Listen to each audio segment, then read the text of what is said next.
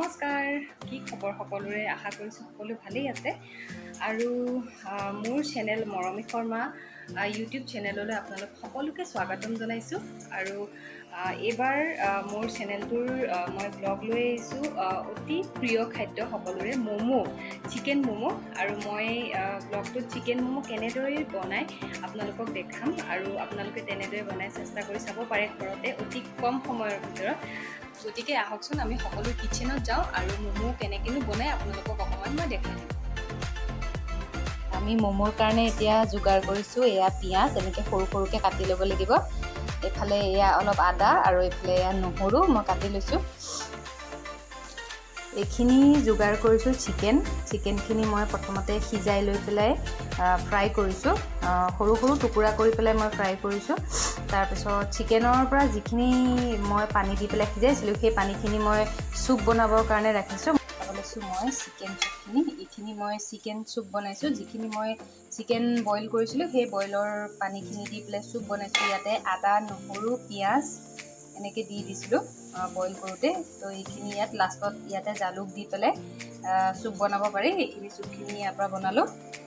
এতিয়া আহিছোঁ এই আদা নহৰু পিঁয়াজখিনি একেলগে তেলত দি অলপমান ভাজিব লাগে, বেছি নাভাজিব, মানে অলপ কেঁচা হৈ থাকিলে ভাল লাগে। আদা নহৰু পিঁয়াজৰ এইখিনি বস্তু যিখিনি ম'মৰ ভিতৰত দিয়া যায় এইখিনি আধা কেঁচাকৈ ভাজিব।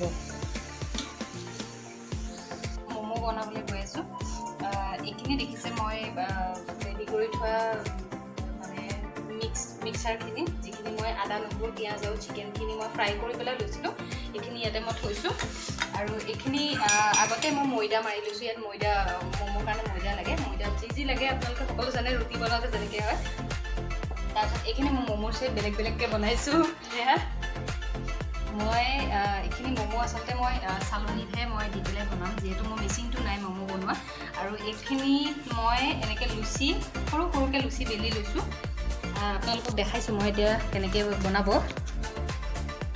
এইটো লুচি মই বেলি মেলি ল'লোঁ। বেছি ডাঙৰ কৰিব নালাগে চাইজবিলাক। তো ল'ব, লৈ পেলাই মিক্সাৰখিনি ইয়াতে আপোনালোকে দিব। একেবাৰে ইজি হয় বনাবৰ কাৰণে। মিক্সাৰখিনি এনেকৈ দিব। ইয়াতে চিকেন চব আছে, আদা নহৰু পিঁয়াজ। তো আপোনালোকে যি শেপত যেনেকৈ বনায় আৰু যিটো ষ্টাইলত যেনেকৈ ভাল পায় আপোনালোকে, সহজ যিটো হয় নিজৰ সহজ অনুযায়ী পেলাই বনালেই হ'ল। মই একদম নৰ্মেল প্লেইন এনেকৈ গোলকৈ বনাইছোঁ। এইটো গোল, এনেকুৱা গোল টাইপত বনাইছোঁ। এতিয়া মই এইখিনি চালনীখনত থৈছোঁ, কাৰণ মই চালনীতে ষ্টিম কৰিম। আৰু এফালে মই দেখাইছোঁ পানী এয়া গৰম কৰিছোঁ। এইটোত পূৰা উতলিব লাগিব পানীখিনি। উতলাৰ পাছত মই চালনীখন এইটোৰ ওপৰত দিম। তাৰপাছতহে ষ্টিম হ'ব লাগিব। ষ্টিম হ'বৰ কাৰণে 15 মিনিট লাগিব। মই যেতিয়া ম'ম'খিনি হ'ব আপোনালোকক দেখাম। আৰু এটা কথা মনত ৰাখিব, যেতিয়া ম'ম' বনোৱা হয়, ম'ম' বনাওঁতে পানীত অকণমান তেল দি ল'ব। এয়া মই তেল দিছোঁ। অলপমান তেল দিব, যাতে মানে যেতিয়া ষ্টিম হ'ব, ষ্টিম হওঁতে কেতিয়াবা চালনীত মানে বনালে ম'ম'টো লাগি ধৰে। চ' সেই লাগি নধৰিবৰ কাৰণে পানীখিনিত অকণমান তেল দিলে সহজে উঠি যায়। তো আপোনালোকে পানীত অলপমান তেল দিব, 2 কাপমান বা 2 চামুচমান দিলেই হ'ল। মই যেনেকৈ দিছোঁ। এইফালে ৰেডি কৰিছোঁ মই মোৰ ম'ম'খিনি। মোৰ ষ্টাইলবিলাক ম'মৰ ষ্টাইল এইবিলাক মই মানে নিজৰ ষ্টাইলত মানে কি যেনেকৈ ইজি পাইছোঁ আৰু তেনেকৈ বনাইছোঁ। 2-3টা ষ্টাইল আছে আৰু।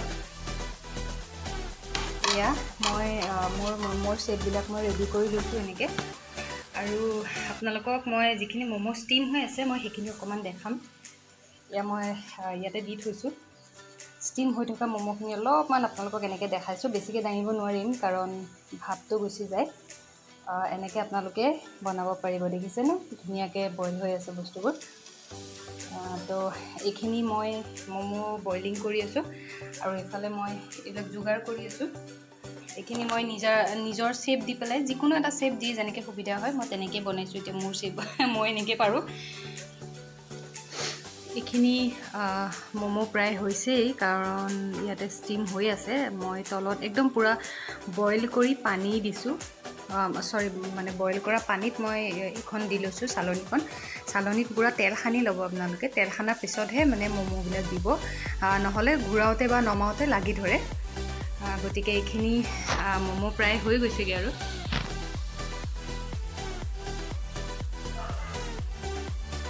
ম'ম' এইখিনি ম'ম' মই এতিয়া এইখিনি এটা এটাকৈ ইয়াত দি যাম। আপোনালোকে দেখিব লাহে লাহে, কাৰণ ইয়াত ধোঁৱা ওলাই আছে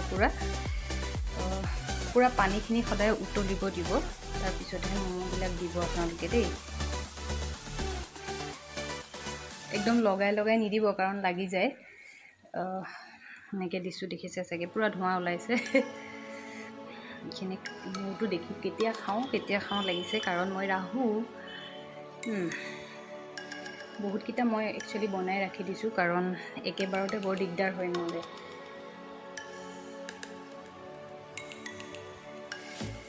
অ'কে, এইখিনি মই এবাৰত 10টামান দিছোঁ নেকি বোধহয়, নাজানো আৰু দেই কেইটা দিলোঁ। পূৰা 10টা, তাৰমানে পূৰা আটাকৈ দিব লাগে, যিমানখিনিলৈকে চচটোৰ তলৰ পৰা ধোঁৱা ওলাই থাকে। তাৰপিছত আপোনালোকে এনেকৈ ঢাকি দিব। এতিয়া মই জাষ্ট ষ্টিম কৰি পেলাই ওলোৱা ম'ম', কি ধুনীয়া হৈছে দেখি, মোক খাওঁ লাগিছে। এইকেইটা বহুত ধুনীয়া আছে।